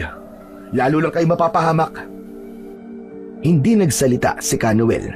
Bagkus ay niyakap niya ang kanyang apo at pinipigilang sumunod. Bitiwan niyo ako, Lo. Kailangan kong iligtas si ate. Ililigtas ko siya. Ate! Anapo! Tama na! Gagawa tayo ng paraan. Pero sa ngayon, tama ang sinabi ng binatang ito.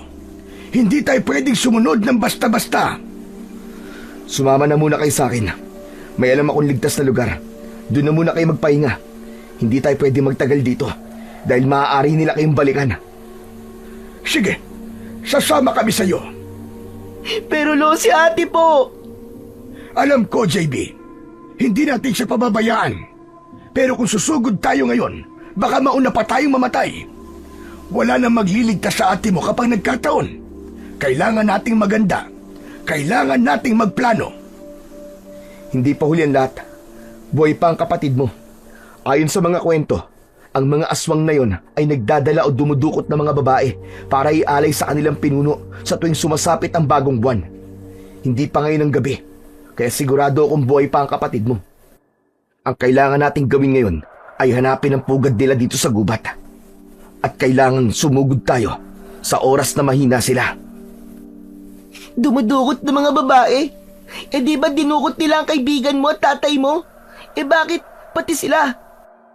Hindi ko alam kung anong ginagawa nila sa mga lalaking dinudukot nila. Pero sigurado ako sa sinabi ko tungkol sa ritual na ginagawa nila sa mga babae. Kaya maniwala ka sa akin. Kung mapapalakas natin ang puwersa natin bago dumating ang araw ng bagong buwan, maililigtas natin ang ate mo, JB. May kilala akong mga tao na maaaring makatulong sa atin. Sino po? Ipapakilala ko sila sa iyo bukas. Tumango si Rapi. Matapos silang mag-usap, ay agad na nilang nilisan ang bahay kubo. Tahimik na tinunto ng 300 papunta sa talon. Nang makarating sila doon, ay nangunot ang noo ng dalawa. Teka Kuya Rafi, bakit dito mo kami dinala? Saan tayo magtatago dito?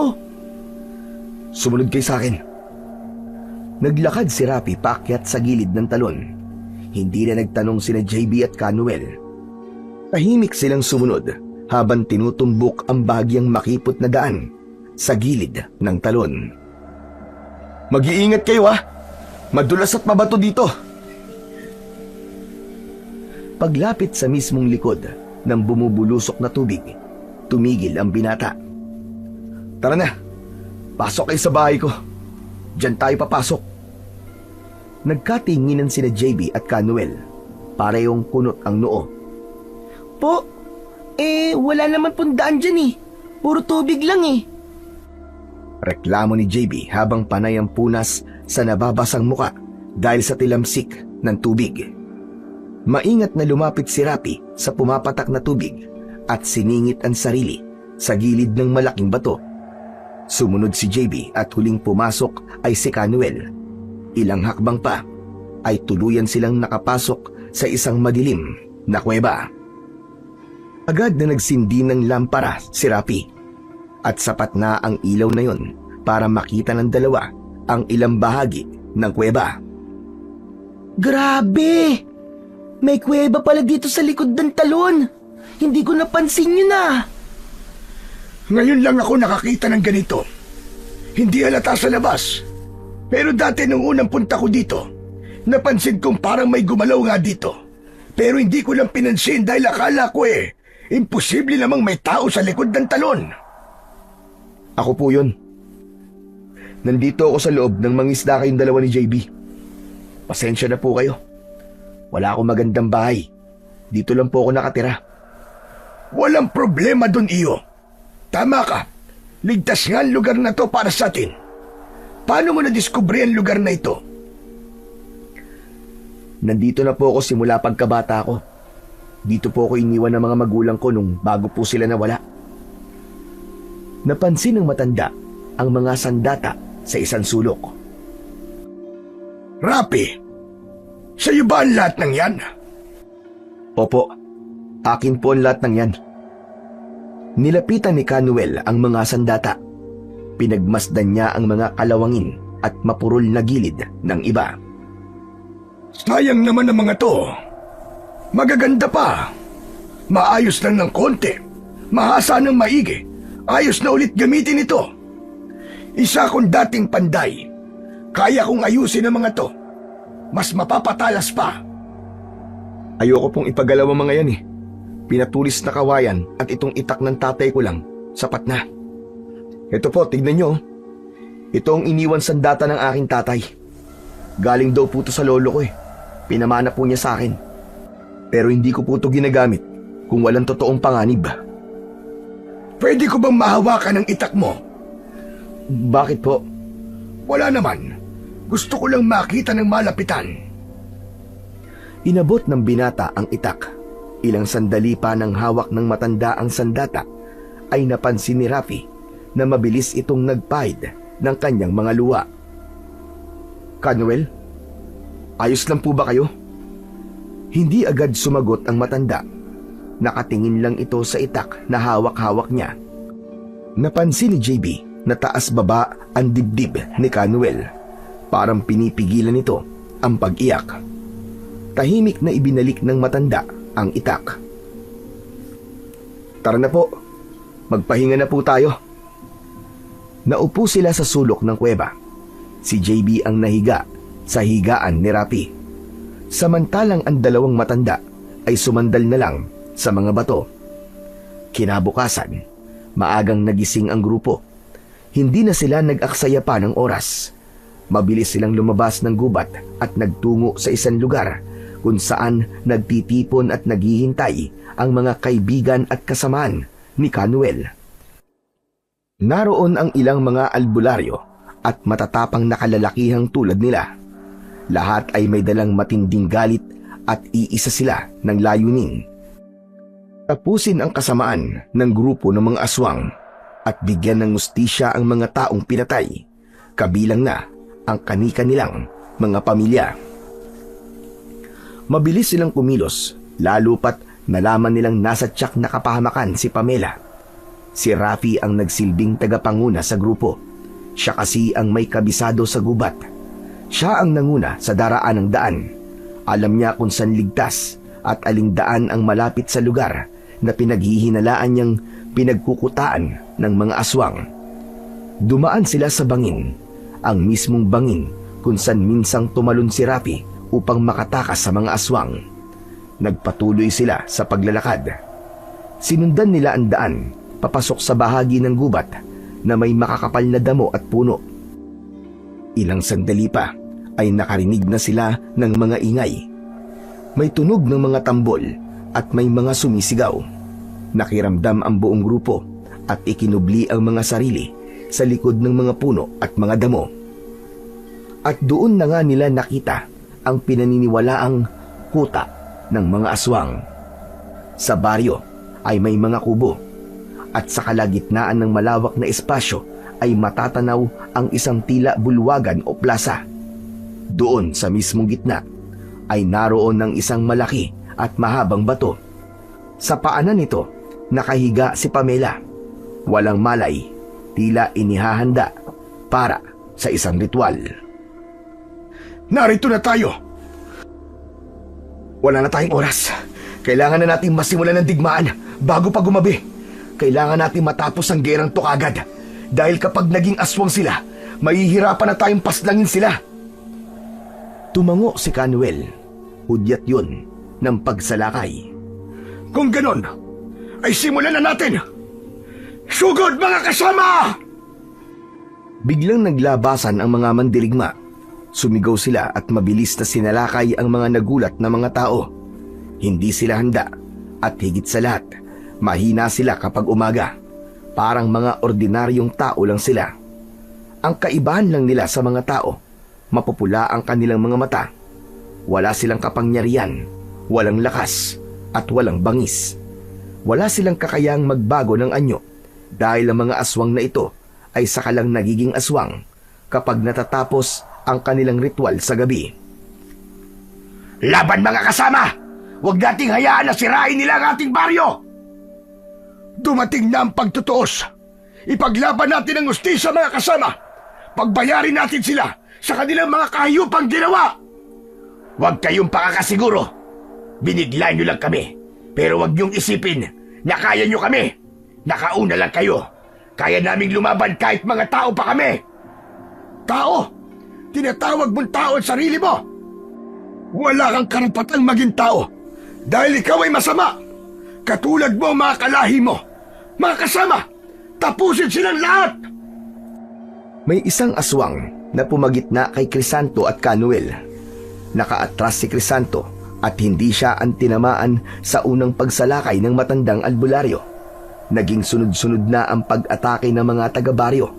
Si Crisanto nakatayo at patuloy na pinoprotektahan ng kanyang mga kasama.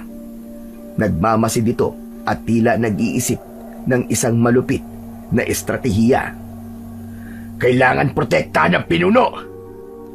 Tumingala ito sa isang puno at doon ay nakita niya ang isang itim na uwak na nakadapo.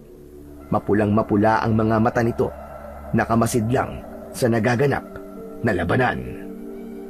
Pinagmamasdan ang naglalaban at lahat ng mga kalalakian kasama sa grupo ng mga aswang. Nagpatuloy ang laban hanggang sa kumilos si Crisanto. Si Rapi ang kanyang pinuntirya. Mabilis niyang hinugot ang patalim at tinangkang saksakin ito sa likod. Ngunit bago pa tumama ang saksak, biglang pumagitna si Canuel. Siya ang tinamaan sa balikat. Gusto mo maging bayani, ha? Sige, pagbibigyan kita! Mas lalong idiniin ni Crisanto ang hawak na punyal. Hindi naman kagad na nakakilos si Rapi.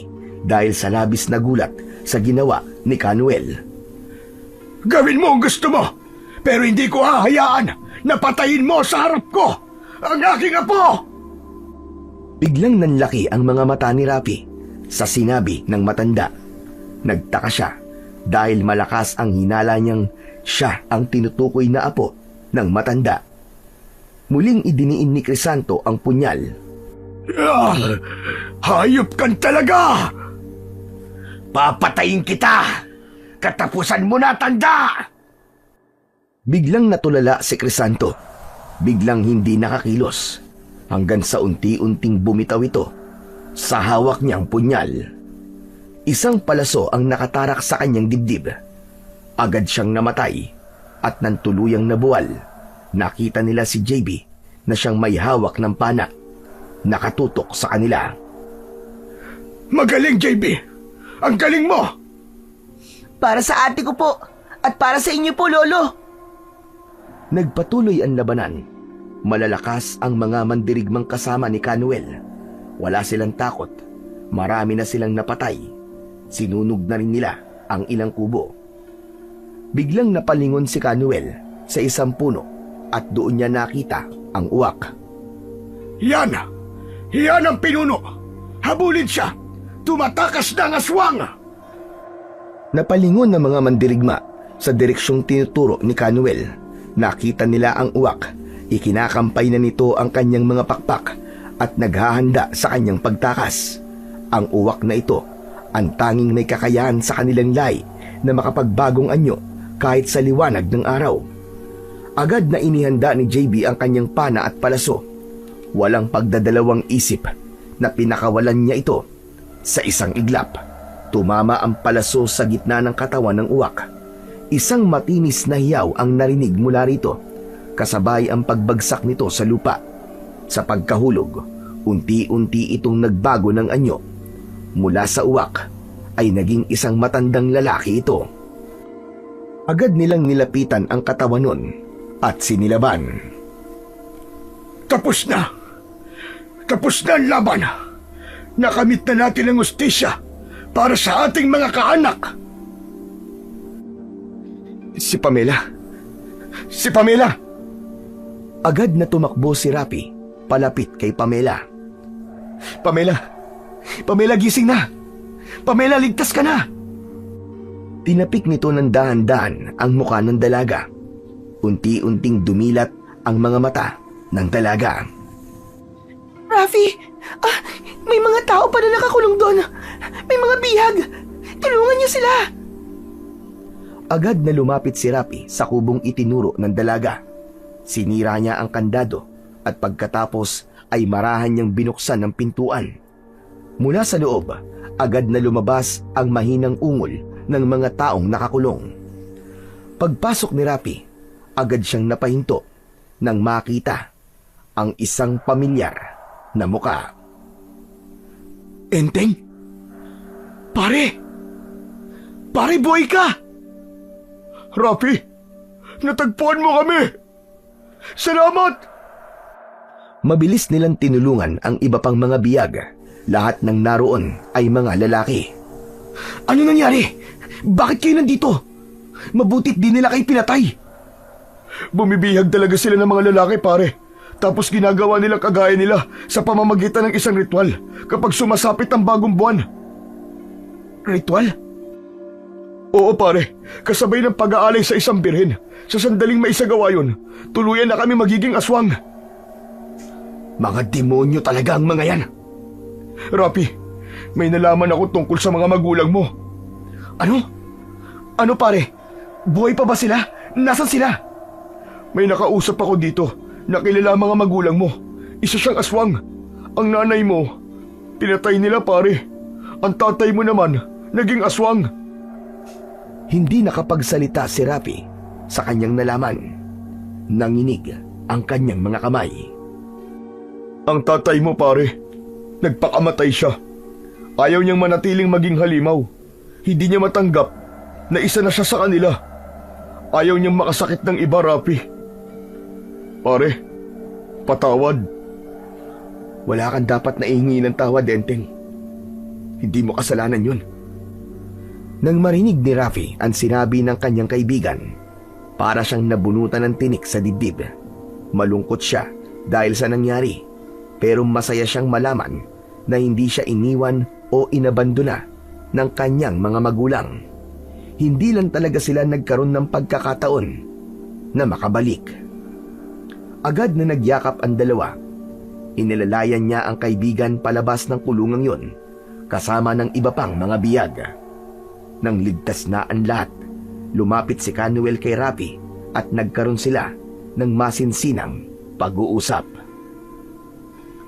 Rafi iyo, bukod sa itak, may iba pa bang naiwan sa iyong gamit ang mga magulang mo? Bakit niyo po tinatanong? May gusto lang akong kumpirmahin. Meron po. Ito po. Itong kwintas na galing sa nanay ko. Natigilan si Canuel nang makita ang kwintas. Ngayon ay kumpirmado niya na ang ugnayan nilang dalawa ni Rafi. Rafi iyo, ako ang lolo mo. Ano? Paano po nangyari yun? Ang itak na dala mo, akin yun. Ibinigay ko yun sa aking panganay na anak. Sa tatay mo. Ako mismo ang nagpanday niyan. Nung maging mag-asawa sila ng nanay mo, lumipat sila ng tirahan. Mula noon, hindi ko na sila nakita. Hindi ko alam kung nasa na sila. Natahimik si Rafi. Unti-unti ay bumigat ang kanyang paghinga. Nangingilid ang luha sa kanyang mga mata. Kung ganun, may natitira pa pala akong pamilya. Lumapit si Canuel sa kanya at muling niyakap ang binata. Pasensya ka na, apo. Hindi ko alam ang tungkol sa iyo. Kung alam ko lang, di sana hinanap kita. Wala po kayong dapat na ihingi ng tawad, Lo. Naiintindihan ko po. Pero paano kayo nakakasiguro na ako nga po ang apo nyo? Hindi lang ang itak ang palatandaan ko. Maging yung kwintas na yan. Galing yan sa lola mo. Ibinigay niya sa nanay mo nung ikasal sila ng iyong ama. Kung ganun, totoo nga. Lulukitan talaga. Kaya lang po eh. Kaya lang ano? Bakit parang bigla ka yatang nalungkot? Si Pamela. Kung ganun po eh, pinsan ko siya. May gusto ka kay Pamela? Napakamot sa batok si Rafi, hindi makatingin sa mga mata ni Canuel. Alam mo, Rafi, ang totoo niyan hindi ko tunay na apo si Pamela at JB. Po? Hindi niyo po sila apo? Hindi! Mga ampon ko lang sila. Natagpuan ko sila magkapatid ilang taon na nakalipas. Mangyaring naiwan sila sa isang bahay na walang buhay ang kanilang mga magulang. Pinatay ng mga aswang. Si Pamela, alam niya yon. Pero si JB, sanggol pa lang noon. Hindi niya alam ang tungkol sa pag-aampon ko sa kanila. Akala ko hindi na pwede. Kung may pagtingin ka kay Pamela, wala akong tutol. Lolo naman hindi naman po ako nagmamadali lalo na't hindi ko naman po alam kung ano po ang pakiramdam sa akin ni Pamela. Sa tamang panahon, Rapi. Basta ngayon, ang mahalaga ay ligtas na tayo at maaari na tayong magsimula ng panibagong buhay. Matapos ang matinding labanan, tuluyang bumalik sa katahimikan ang buong gubat at lahat ng mga kalapit na lugar. Nawala na ang banta ng mga aswang. Nagpasya si Rapi at Lolo Noel na doon na manirahan sa may tabi ng talon. Nagtayo sila doon ng 2 kubo. Tuwang-tuwa si JB dahil sa wakas ay natupad ang kanyang pangarap na manirahan sa kanyang pangarap na lugar. Ganon din naman si Pamela. Ayos na sa kanila ang simpleng buhay, pero sagana sa mga likas na yaman. Sa paglipas ng ilang mga araw, tuluyan na ngang nagbago ang buhay ng binata. Naging bukas na siya sa lahat ng mga tao Nagkaroon na siya ng iba pang kakilala at naging kaibigan. Hindi rin nagbago ang samahan ni Canuel at Rafi. Bagamat hindi nila ipinagsabi sa iba ang katotohanang sila ay maglolo. Batid nila sa puso nilang dalawa ang ugnayan na yon. Nanatiling lihim ang kanilang tunay na ugnayan. Isang bagay na kanilang iniingatan para sa katahimikan ng lahat. At sa katahimikang yon, naranasan ni Rafi ang mabuhay ng masaya at puno ng pagmamahal, kasama ni JB, ni Canuel, at ang itinatangi ng kanyang puso na si Pamela, na kalaunan ay kanyang naging asawa, at nabuhay sila ng mapayapa at masaya sa piling ng isa't isa.